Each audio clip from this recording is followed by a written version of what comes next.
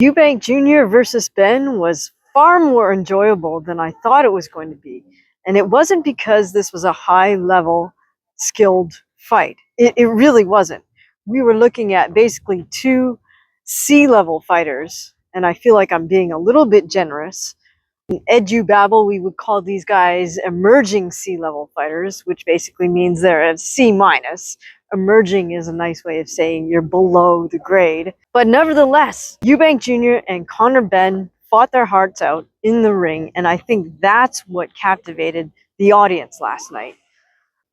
As we say, the milling crowd is not so much, doesn't really care so much about your technical skill. They want to see that you're coming to fight. If you start to run around in the ring or dance around, or you start to beg for favors from the ref, or you beg off because you've hurt yourself, you will lose favor with hardcore fight fans. In a sense, the Eubank Jr. versus Benn fight reminded me a little bit of the New York City Golden Gloves back in the day, because those were amateur boxing fights, so the audience in attendance did not expect any great technical skill, unless there was, maybe a highly touted amateur, for example, a Zab Judah. Fight fans would buy tickets for the finals of the Golden Gloves.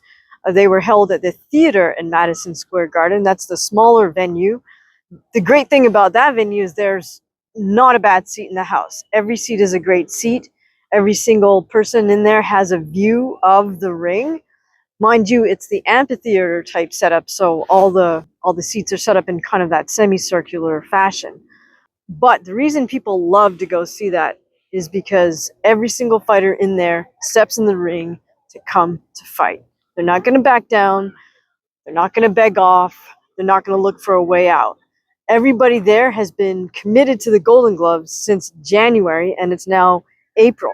So this drama and the tension and the hard work have been building up over months. The New York City milling crowd, as AJ Liebling liked to call it, was and is a very tough fight audience to win over. And as I said, they didn't care if you were technically a genius. They really just wanted to see two people in the ring who came to fight their hearts out. And that is exactly what Benn and Chris Eubank Jr. did in the ring last night.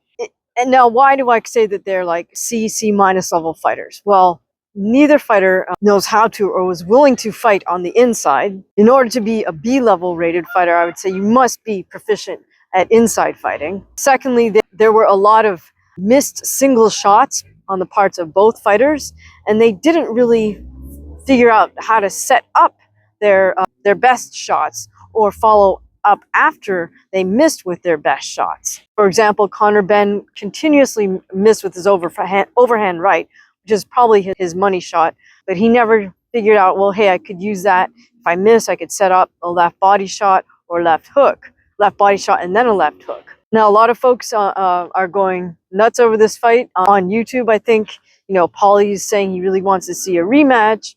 People are saying it's an instant classic. I don't know that I would go that far. Certainly, both fathers had instant classic fights with each other, but I don't think we can extend that superlative to the Suns matchup last night. I do not want to see a rematch of Eubank Jr. versus Benn, and here's why. Benn is not a middleweight. For reasons known only to themselves, Team Benn made the conscious decision, not to have their fighter put on the weight to move up to 160 responsibly. Now, Benn tipped the scale officially just over 155 pounds. And the reason he chose that number, I believe, is because that closed the 5-pound difference between himself and Eubank when Eubank weighed in at 160.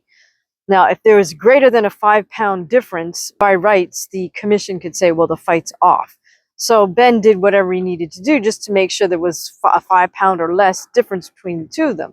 But if Benn is going to go after this rematch with Chris, my feeling is only do that if you're willing to move up to 160 and to do it properly. Otherwise, you're just asking to take too much punishment.